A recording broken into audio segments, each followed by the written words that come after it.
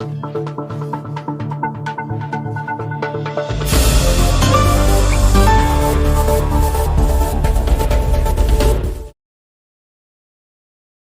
Hind viewers, it's my honor today to host Anima Puri on the Candid Conversation on the global strategic and defense news to discuss China's emerging power in the Middle East.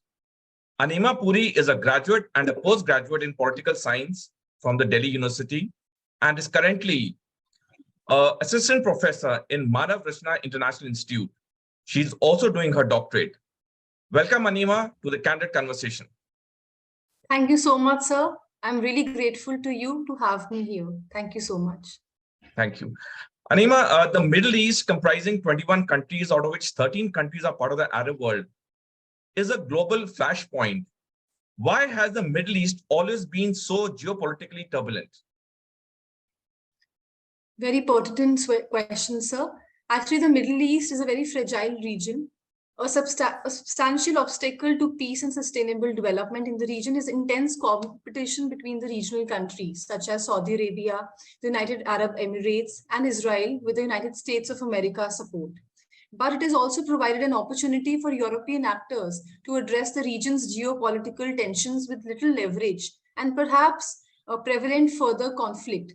When we talk about Middle East, it has witnessed a series of disputes over the past decades, the collapse of economies and government structures, revolutions, and the rise of extremist groups. We could also see the proliferation of nuclear weapons, the threat of chemical weapons, and the mass migration of people from one place to another. When we talk about the Middle East, the Syrian crisis and the spread of terrorism, the influx of refugees have had severe consequences for Europe, showing that the insecurity in the Middle East is directly linked to Europeans' internal stability. When we talk about the world powers as such, world powers such as Russia and the United States are still very active in the Middle East, and they pursue their foreign policy. The United States and Russia cannot do, if they want to distance by their regional partners from further confrontation. The European actors are also increasingly blinded by events and marginalized on critical political paths, especially in Syria. So in short, the geopolitical changes based on the establishing a multi-actor system in the Middle East have also affected the level of depth of European activity in the Middle East. Indeed, as we see, as Europe increasingly seeks to use the Middle East to expand its global influence in the face of 21st century multipolar world, it is paradoxically facing the powerful rivals in the region. So, first of all, the geopolitical rivalries of the major powers in the region over issues such as Syria or Yemen have made it difficult for Europe to act effectively and positively in this case. So that's why the region is so turbulent. Well, that was very informative, Anima. Thank you so much.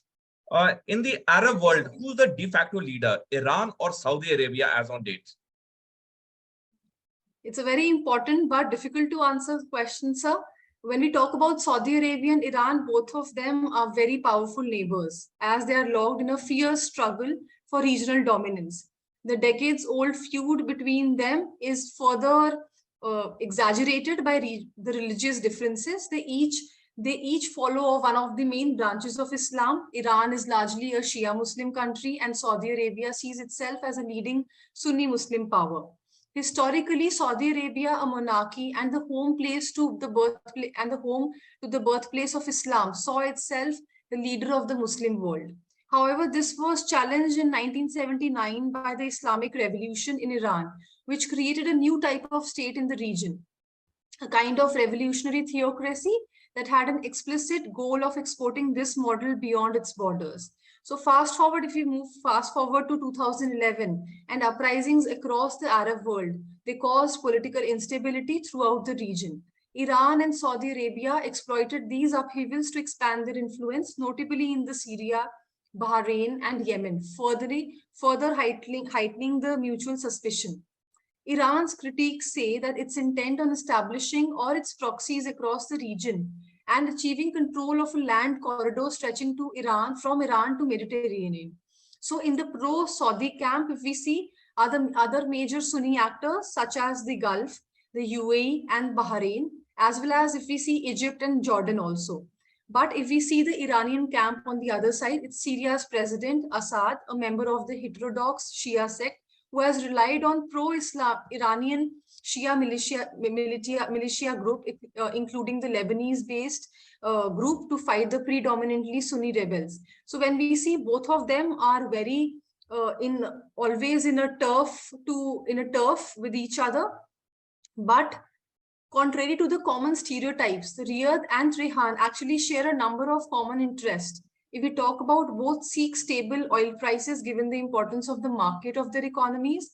Approximately 79.4% of world's proven oil reserves are located in the Organization of Petroleum Exporting Countries, that is OPEC, and the biggest portion, 64.5%, is in the Middle East, Saudi Arabia, and Iran.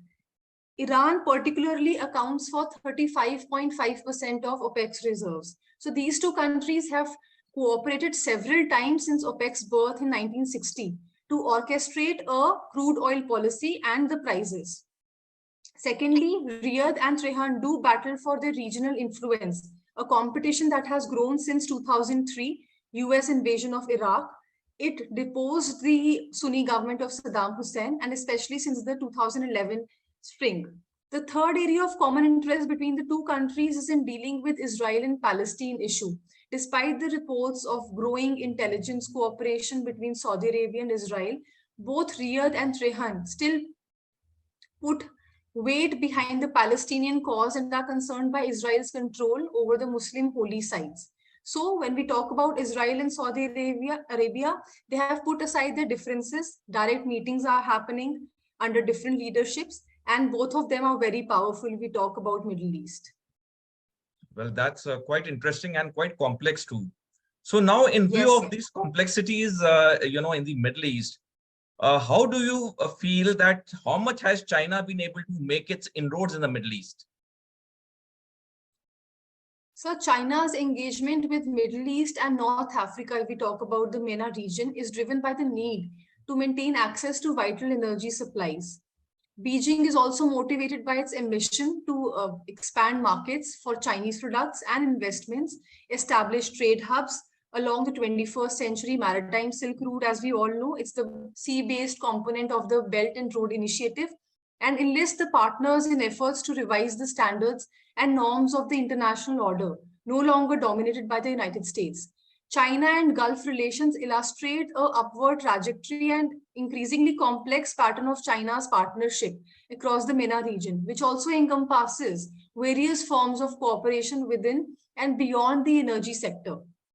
They also now include joint ventures between Chinese and Gulf energy enterprises, Chinese investment in Gulf upstream industries, renewables. So there is a lot of engagement between the China and the Middle East. This I2U2, which was formed last year in July at the initiative of USA, has it been of any significance, or has it been only a mere rhetoric? So first of all, in the shifting geopolitical sand in the West Asian region, the formation of I2U2 is formalization of the already existing strategic cooperation between the four nations, that is India, Israel, United States, and United Arab Emirates. The foreign ministers of all these four countries met for the first time at the International Forum for Economic Cooperation in October 2021. The main intent was to promote infrastructure, public health, green technologies, and industrial development. India has, however, been playing a very proactive role and has witnessed evolutionary changes in the bilateral relations with some of the major players like United Arab Emirates, Saudi Arabia, Iran, and Qatar.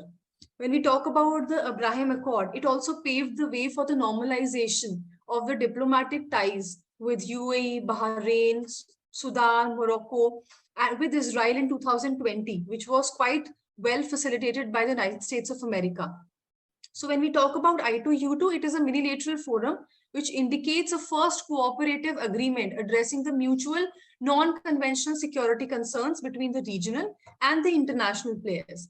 When we talk about I2U2, it is a prime illustration of how minilaterals can change the geopolitical landscape of West Asia, also allowing India to forge a long-term security cooperation as well as economic ties through a holistic engagement plan.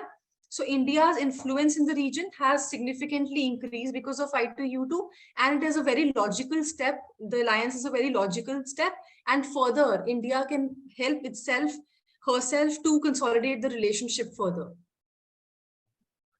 And Anima, my final question to you is that how do you foresee the geopolitical future of the Middle East? So specifically talking, if we talk about the last decade, the broader Middle East and the MENA regional security environment has been shaped by the cycle of insecurity and instability.